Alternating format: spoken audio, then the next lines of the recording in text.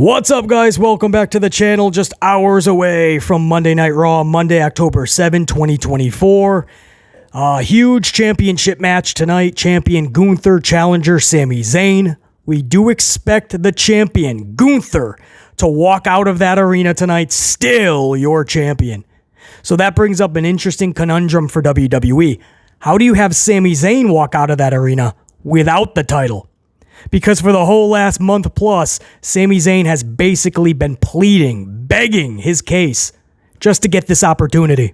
And in one night, gone. He fails, then what? So WWE has to treat this like a trampoline effect. This loss tonight has to catapult Sami to something bigger, something grander that is going to benefit Sami. Because there ain't no way Gunther can lose that championship tonight. But this has been all of Sami's existence the last month plus. It's one of those things where you have to have basically the perfect finish tonight. Some people think it's going to end in a schmaz. So maybe you'll have another chapter for Sami and Gunther. Maybe Billy Goldberg shows up, takes out Gunther, and Gunther wins via DQ. Sami saves face. If you saw Bad Blood, you know why Goldberg's name is being thrown out there. But either way, no matter what happens tonight throughout the entirety of the 3 hours, BC will have the complete review of Monday Night Raw tomorrow, hopefully in the morning time. So make sure you guys are notified, not just subscribed. You have to be notified too the second that upload goes up, the second that Monday Night Raw review is up, you guys will be the first to check it out. So not just subscribed, make sure you're notified as well. And before we get into today's discussion, which is Kevin Owens turning on Cody Rhodes, not Randy Orton. Kevin Owens turned on Cody, not even on the PLE, by the way. So I got a lot to say about that. I know we're pressed up time-wise up against Monday Night Raw, so I'll try not to keep you here too long. But yeah, that's today's discussion. But before we get into that, a huge shout-out to Sam Byers, longtime subscriber, and even more than that, a channel member for over a year now. Sam Byers, man, we were not able to do a live review of Bad Blood. It was a pre-record. We were up against the New York Yankees, or WWE was going head-to-head with the Yankees. And on top of that, I had a lot of side business to conduct.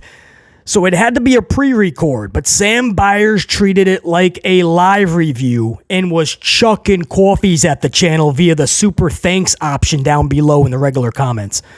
So even though it was a pre-record, man, I saw these blinking boxes and it's Sam Byers, a 10 spot, a 15 spot, bunch of coffees chucked at the channel in that review.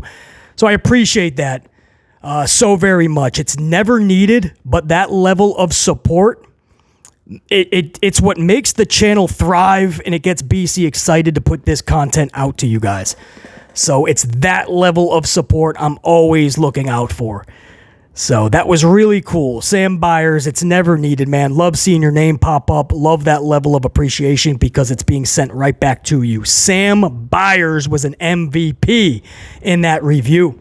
Thank you, dude. All right, so now on to today's discussion. Kevin Owens turning on Cody Rhodes. You know, most of that review for Bad Blood was recorded right after Bad Blood. So BC didn't even know that Cody Rhodes was turned on by Kevin Owens until, I believe, the next morning. That's when I heard about it, saw the footage, and I couldn't believe that that's what they did because to BC, it just didn't make any sense.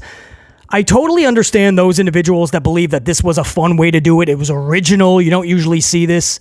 And it was a way to step out of the shadow of The Rock coming back. And even Jimmy Uso, by the way. So with all of that done, they didn't want Kevin Owens to just hit the ring and then take out Cody Rhodes. Or maybe that was the original finish to Bad Blood. And then The Rock said, I'm showing up. So obviously everybody else gets bumped. And they decided to still go with it, but after the show. Who knows? Maybe we'll never know. But I understand how people can believe that this was a cool way to do it. I also understand every single individual that says Kevin Owens needed this, right? He had to turn heel. They had nothing for him. He has to start fresh. He's better as a heel. I don't even disagree with any of that. The problem then arises, though, we've already seen the dude a heel several times, right? And his booking seems to have a ceiling. He always seems to hit a ceiling, and he just gets ricocheted all the way back to the bottom, and then he turns face, and it's almost like he becomes irrelevant. So we've seen this pattern in the past. So unless they really have a solid plan for him as a heel, I don't know what good this is going to do. On top of that, I would question why now, right? You had a match with Cody and Kevin Owens as just friends. They had the match, and even afterwards, they showed mutual respect. So now that we're done with Kevin Owens and Cody Rhodes, right? WrestleMania is looming, right? We're just a month or two away from starting WrestleMania season. And obviously, you're not going to have Cody versus Kevin Owens. So they choose now, after everything that's happened with Cody and KO, now KO is going to turn on Cody Rhodes after they've already had the match. So what do? Does this lead to just another match with KO and Cody, but this time KO's the heel?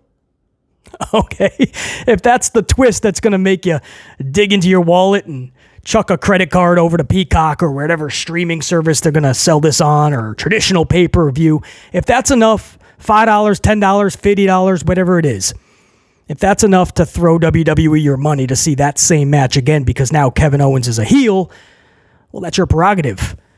But the bigger issue I have is that when they finally turn Randy Orton, which we all know has to happen, right? Randy Orton has to tap into that legend killer character, or at the very least, the bare minimum, that diabolical Viper.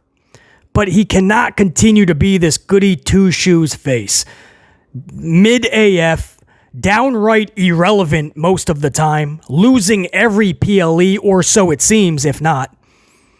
If you're talking about a character that needs an ultimate change, an ultimate switch up, an ultimate turn, and is in sync, not the band, in sync with Cody Rhodes, it should have been Randy Orton.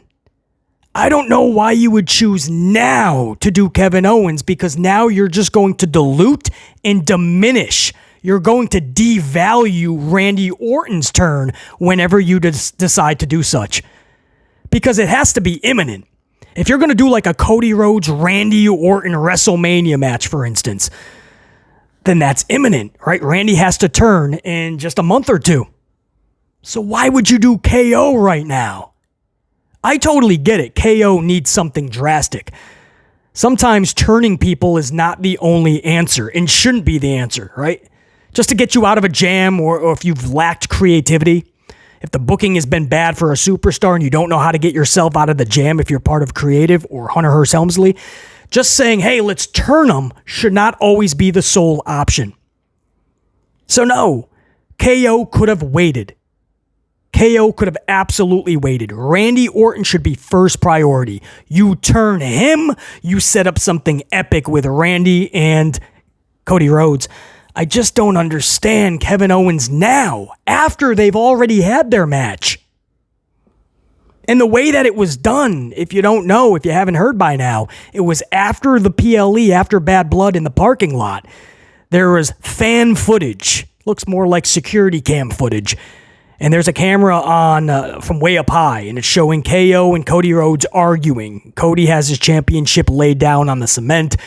KO kind of pushes Cody with his finger. Cody kind of says, no, I'm done, man. He picks up his title. He goes to walk away, and KO, I don't know, kind of a sucker punch. I mean, it looks like it was face-to-face still, but maybe Cody was going to turn. Either way, it looked like Cody maybe wasn't fully expecting it. So a little bit of a sucker punch, but a punch nonetheless. And then KO just starts throwing stomp after stomp, and a couple of good stomps into the chest, into the side of the dome piece. And a bunch of officials and security break it up. And then afterwards, Hunter Hearst Helmsley, head of creative, did discuss this, or at least sent out a statement. This is a quote from Hunter Hearst Helmsley. Helmsley says, "We are aware of the incident outside of the arena last night between Cody Rhodes and Kevin Owens. The matter will be dealt with internally." End quote. So they're really making it like this was something that had nothing to do with the show. And Hunter's going to take care of this outside of the realms of the show. Right? So I get it. In that aspect, it's kind of fun. It's kind of intriguing. So I can see why a lot of fans are down with it. But for BC, the negatives are far outweighing the positives. I mean, of course, we're going to let it play out. It just started, this situation, this story. So we have to see where they're going with it. It could turn out to be epic. But no matter what happens, it's going to devalue, dilute, and diminish Randy Orton's turn. Or what are you going to do? Randy versus Cody as face versus face, and then afterwards they just show some mutual respect? Student versus teacher, and then some respect afterwards? No, man, this has to be Randy Orton at his best, and he can only be at his best when he is that legend killer Viper type character. It's the only way he can get out of the shadow of the bad booking that he's had the past 2 years, since he started that weird tag team with Matthew Riddle. I don't know. It begs the question, did WWE turn the wrong guy? If you're asking BC, as far as timing-wise, absolutely. I'm okay if you want to say KO needs to turn. Not even I would like. KO needs to turn heel. I'm even cool if you want to say that. I might not even disagree. But timing-wise, absolutely not, man. Build up to the Randy Orton turn. If you turn too many people, it diminishes the value of a turn. People are just going to think it happens all the time, so it's not even important anymore, right? They're not even going to bat an eyelash to it. They're just going to be like, oh, another turn. Monday Night Raw, right? You saw Miz turn out of nowhere. You saw Braun Breaker turn face out of nowhere, right? And he shakes the hand of Jey Uso, and Jay's like, I think there's a lot of dogs in the arena. And this brings a smile to Breaker's face. Mutual respect. Xavier Woods, his heel turn, the tease of his heel turn continues. And then Kevin Owens, not even on the show, he turns heel. It's happening all the time. You got to be careful because they have to mean something, right? Shawn Michaels turning on Marty Jannetty, for instance, that would not have been as impactful if leading up to that, in the weeks leading up, you saw about 3, 4, maybe 5 heel turns before that. It wouldn't have been as special. So, yeah, man, the question's out there. Did the wrong person turn heel? Did WWE screw that up a little bit? I say yes, but we'll let it play out. We'll see what they have planned. Hopefully there is something planned. Hopefully they're not just turning this dude because they finally realized they booked him so poorly as a face, as a sidekick, or as a dude that has been losing every PLE, or so it seems. A dude that's been left off PLEs like SummerSlam. Kind of like Randy Orton, right? So now they're just like, all right, now we're going to turn you, and we'll think of something along the way. I hope that's not the case, man. Kevin Owens turns on Cody Rhodes. Hunter Hearst Helmsley responds. It looks like they're going to try to make this like a real turn. Like this is not even a part of the show. So are they going to play KO kind of like a tweener starting on Friday night? Like what I did was not supposed to be for your eyes, audience. I don't know, man. I don't know. I feel like this is going to diminish Randy Orton's heel turn. And that is something that has been long overdue. Mania is coming up quick. Randy Orton cannot keep playing this face. Guys, that's what I got for you. It's an interesting discussion. Would love to know your thoughts on it. Make sure you guys are subscribed and notified. Again, Monday Night Raw tonight looks to be big. Last week's Monday Night Raw was well balanced. You had the turns. You had a huge return with Seth Rollins, a main event that felt like a main event. Wreck-It Ralph versus Wreck-It Ralph. A hurricane versus a tornado. Bronson and Braun. Wow, was that wild. So can this week's Monday Night Raw carry that momentum? BC will have the full review for you guys.